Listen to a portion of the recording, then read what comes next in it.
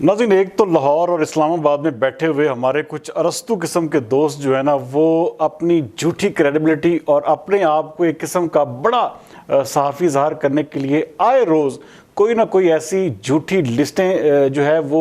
आवाम के सामने पेश कर देते हैं कि जी देखें जी फ़लाँ पार्टी ने फ़लाँ उम्मीदवार को जो है फ़ाइनल टिकट जारी कर दिया है, जी इब्तदाई फहरिस्त जो है वो जारी कर दी गई है। हालांकि ऐसा कोई वजूद नहीं है। जब कोई भी पार्टी, चाहे वो पीटीआई है चाहे वो पीएमएलएन है, जब तक उनकी सोशल मीडिया एक किस्म की जो सरकारी वेबसाइट है या उनका जो सरकारी पेजेस जो उनके अपने ऑफिशियल पेजेस हैं उनके ऊपर जो है, तब तक जब तक वो जारी ना करे तो उस वक्त तक किसी भी लिस्ट को ना ही हतमी समझा जा सकता है, ना उसको सही आप कह सकते हैं। और ये जितनी भी लिस्टें इस वक्त ज़ेरे गर्दिश हैं, ये तमाम की तमाम फेक हैं और सब लोगों की अपनी अपनी, जैसे मैं आपको पहले भी कहा था कि ज़ाती ख्वाहिशात पर मबनी है। हाँ, एक बात ज़रूर है कि कल किसी भी वक्त वरना परसों हर सूरत में जो टिकट्स हैं वो हर कैंडिडेट को जो है वो दे दी जाएंगी, क्योंकि आज कागजात नामजदगी के ऊपर तमाम तर फैसले, चाहे वो दुरुस्त हैं चाहे वो रिजेक्ट हुए हैं, तो आज शाम तक उसको, आज 10 तारीख ख़त्म हुई है, कल 11 तारीख को एक किस्म की हतमी लिस्ट जो है कैंडिडेट्स की वो इलेक्शन कमीशन ऑफ पाकिस्तान जारी करेगा और उसके बाद 13 तारीख को हर कैंडिडेट को जो है वो इंतखाबी निशान मिलेगा उस बेस के ऊपर जो उसके पास टिकट होगा। तो इसलिए कल शाम तक, कल रात तक एक्सपेक्टेड है, मोस्ट एक्सपेक्टेड है, वरना परसों हर सूरत में तमाम तर लोगों को जो है, चाहे वो पीटीआई से हैं, नून लीग से हैं, पीपल्स पार्टी से हैं, किसी भी जमात से हैं, तो परसों तक सबको टिकट्स जो है मिल जाएंगी और ये जो एक किस्म का झूठा प्रोपेगेंडा ये भी ख़त्म हो जाएगा। आप अंदाज़ा करें कि रात को एक लिस्ट जारी हुई जिसमें कहा गया जी कि देखें जी फैसलाबाद से मिसाल के तौर पे देखें जी फ़लाँ हल्के में, अब इसी चीज़ से आप अंदाज़ा लगा लें। एक लिस्ट मेरे पास आई जिसमें तलात चौधरी साहब को टिकट दे दिया गया, दूसरी लिस्ट आई उसमें नवाब शरीफ वसीर का नाम है। इसी तरह एक लिस्ट मेरे पास आती है जिसमें मियाँ अब्दुल मनान साहब का नाम है, दूसरी लिस्ट आती है उसमें शेख यूसुफ साहब का नाम है। अच्छा, इसी तरह शहर में कई ऐसे हल्के हैं जहाँ पर अभी तक मिसाल के तौर पर, हाँ एक बात ज़रूर है, जो चीज़ें मैंने आपको, मैं अपने पिछले तमाम प्रोग्राम्स मेरे आप देख सकते हैं जिसमें मैंने टिकट्स के हवाले से जो जो नाम बताए हैं, आप देखिएगा कि 90% हाँ हो सकता है उसमें 10% गलती हो सकती है। अब अच्छा, ये सब अंदाजे मफरूज़े और पार्टी की जानब से ऐसी ही मालूमात है जैसे ये लिस्टें जारी हो रही हैं, लेकिन हम ये कोशिश करते हैं कि जितने भी सॉलिड और वैलिड पार्टी सोर्सेज हों या कुछ और दीगर जो हमारे अहम ज़राए होते हैं, तो जो मालूमात मिलें वो आप तक पहुँचा सकें। अब ख़ास तौर पर पाकिस्तान तहरीक इंसाफ के हवाले से जब मैंने आज से चंद दिन कबल प्रोग्राम किया तो कई उम्मीदवार ऐसे हैं जिनका नाम नहीं लिया जा रहा था, और जब से मैंने उनका नाम बताया और उसके बाद देखे कि मुख्तलिफ सर्कल्स में उनके नाम जो है वो इसी तरह आ रहे हैं। जैसे कि अब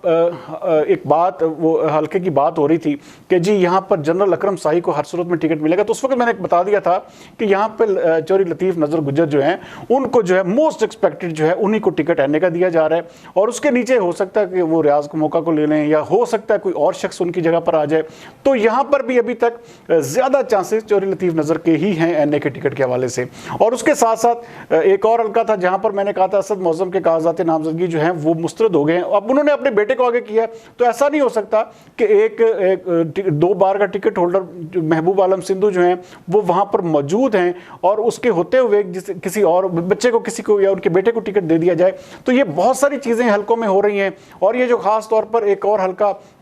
मैंने आपको बताया था कि वहाँ पर शेख शाहिद जवेद को जो है एमएनए के ऊपर कंसीडर किया जा रहा है, और उसके नीचे जो है अभी तक पार्टी राय काज़म खरल को सोच रही है, उसके साथ साथ हसन आकाश हैं, उसके अलावा कुछ और लोग भी हैं, लेकिन राय काज़म खरल भी जो है वो यहाँ पर एक बेहतर उम्मीदवार जो है के तौर पर पार्टी में उन्होंने अपनी जगह ज़रूर बनाई है कि वो किसी तरह से टिकट जो है उसको हासिल कर सकें। तो अभी तक तमाम तर हल्के जो हैं वो एक किस्म के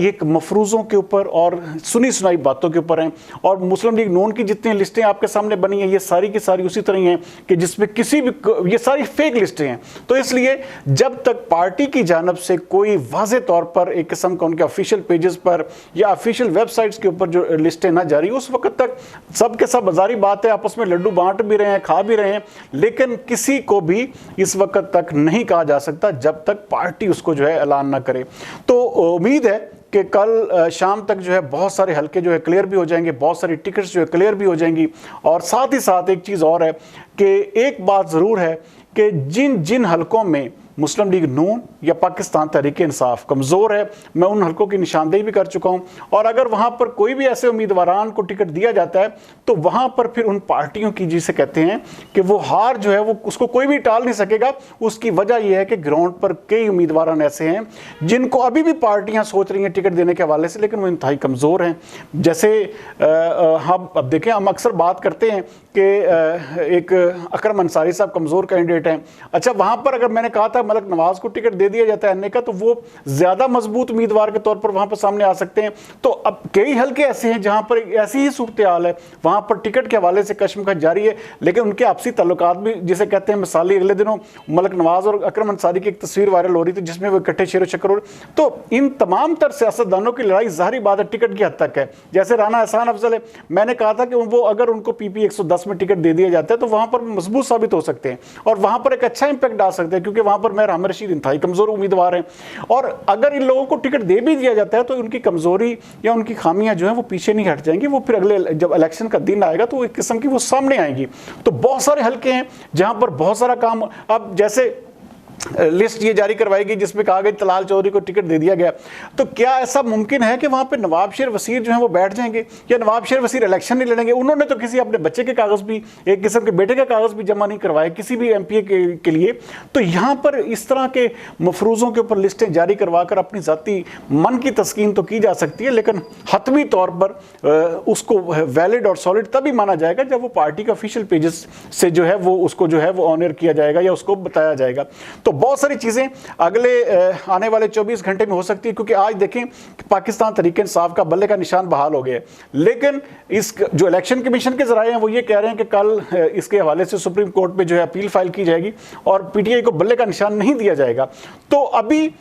कल का दिन इंतहाई क्रूशियल है। कल का दिन पाकिस्तान तहरीक इंसाफ का बल्ला जो है वो, हमारे दोस्त मिठाई मत खाएं, क्योंकि हो सकता है कि कल आने, हालांकि मेरी अपनी जाती ख्वाहिश है कि ना सिर्फ बल्ले का निशान होना चाहिए बल्कि पीटीआई के तमाम लोगों को मैं कहता हूँ फ्री हैंड देकर जो है उनको इलेक्शन कैंपेन करने की इजाज़त होनी चाहिए, ताकि हमारे इलेक्शन जो हैं उनके ऊपर क्वेश्चन ना उठे, कोई ऐसा क्वेश्चन मार्क ना लगे कि किसी तरह से किस्म की किसी पार्टी को जो है वो ज़्यादा स्पेस दी गई है। तो पार्टी को हर सूरत में